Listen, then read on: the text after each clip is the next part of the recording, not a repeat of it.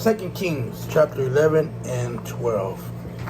When Athaliah, Ahaziah's mother, saw that her son was dead, she proceeded to annihilate all the royal heirs.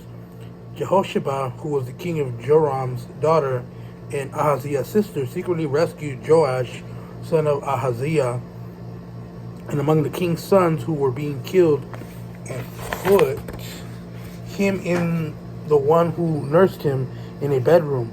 So he was hidden from Athaliah and was not killed. Joash was hidden with her in the Lord's temple. 6 years with Athaliah reigned over the land. In the 7th year, Jehoiada sent from the commanders of hundreds, the Kerites and the guards. He had them come with him in the Lord's temple, where he had made a covenant with them and put them under an oath. He showed them the king's son and commanded them, "This is what you are to do. A third of you who come on duty on the Sabbath are to provide protection for the king's palace. A third are to be the foundation gate, and a third at the gate behind the guards. You are to take turns providing protection for the palace. Your 2 divisions that go off duty on the Sabbath are to provide the king protection in the Lord's temple." Completely surrounded the king with weapons in their hands. Anyone who approaches the ranks is to be put to death. Be with the king in all his daily tasks. So the commanders of the hundreds did everything the priest Jehoiada had commanded. They each brought their men, those coming on duty on the Sabbath and those going off duty, and came to the priest Jehoiada. The priest gave the commanders of hundreds King David's spear and shields that were in the Lord's temple. Then the guards stood with their weapons in hand, surrounded the king for the right side of the temple, to the left side by the altar by the temple.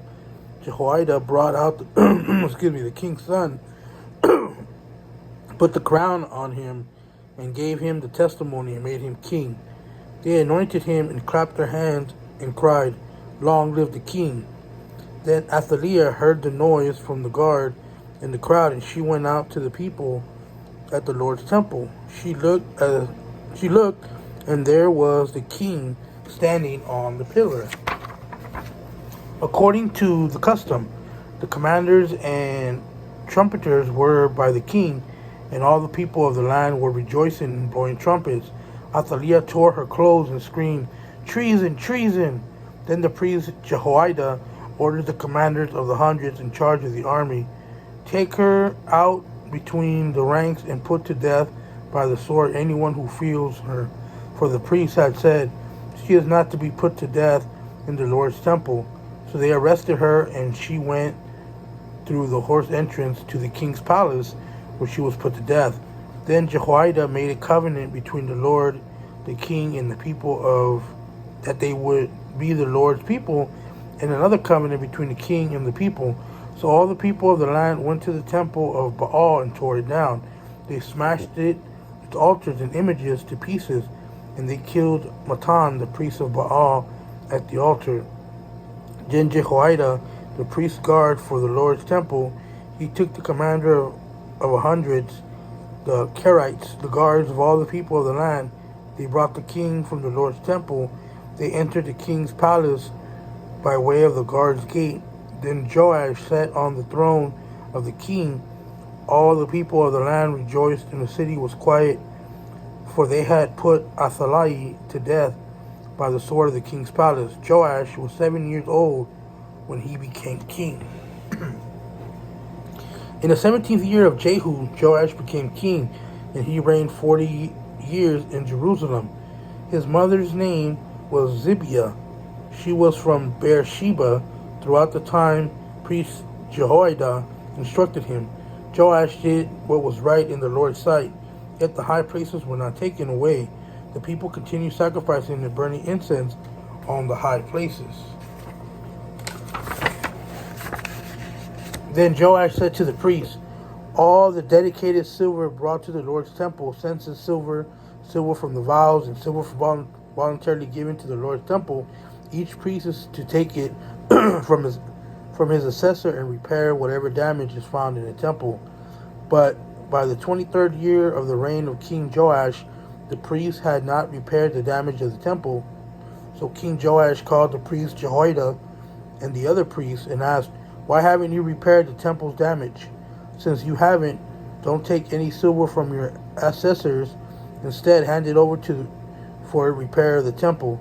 So the priests agreed that they would receive no silver from the people and would not be the ones to repair the temple's damage. Then the priest Jehoiada took a chest board, a hole in its lid, and set it beside the altar on the right side as one entered the Lord's temple. The priest who guarded the threshold put it in the chest all the silver that was brought to the Lord's temple. Whenever they saw there was a large amount of silver in the chest, the king's secretary and the high priest would go back up to tally the silver found in the Lord's temple. Then they would give the weighted silver to those doing the work. Those who oversaw the Lord's temple, they in turn would pay it out to those working on the Lord's temple, the carpenters, the builders, the masons, and the stone cutters, and would use it to buy timber and quarried stone to repair the damage for the Lord's temple for all expenses and repairs. However, no silver bowls, wick trimmers, sprinkling basin, trumpets, or any articles of gold or silver were made for the Lord's temple from the contribution brought to the Lord's temple. Instead, it was given to those doing the work, and they repaired the Lord's temple with it. No accounting was required from the man who received the silver to pay to those doing the work. Since they worked with integrity, the silver from the guilt offering and the sin offering was brought to the Lord's temple, since it belonged to the priests. At the time, King Hazael of Aram marched up and fought against Gath and captured it. Then he planned to attack Jerusalem. So the King Joash of Judah took all the items consecrated by himself and by his ancestors, Judah's kings Jehoshaphat, Joram, and Ahaziah, as well as all the gold found in the treasuries of the Lord's temple and in the king's palace, and he sent them to King Hazael of Aram. Then Hazael withdrew from Jerusalem. The rest of the events of Joash's reign, along with all his accomplishments, are written in the historical record of Judah's kings. Joash's servants conspired against him and attacked him at Beth Millo on the road that goes down to Silla.